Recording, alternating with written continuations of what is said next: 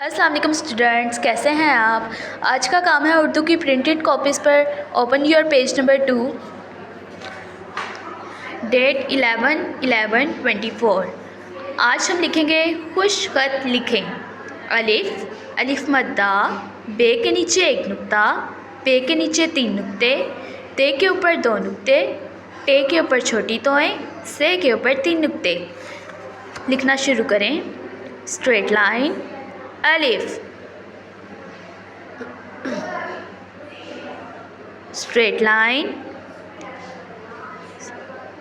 मद्दा, अलिफ मद्दा, straight line, slipping line, again straight line, बे के नीचे एक नुक्ता, straight line, slipping line, again straight line, पे के नीचे 3 नुक्ते, straight line, slipping line, again straight line, ते के ऊपर 2 नुक्ते, straight line, slipping line, again straight line, टे के ऊपर छोटी तोएं, straight line, slipping line, again straight line, से के ऊपर 3 नुक्ते, अलिफ, अलिफ मद्दा, बे, पे, ते, टे, से।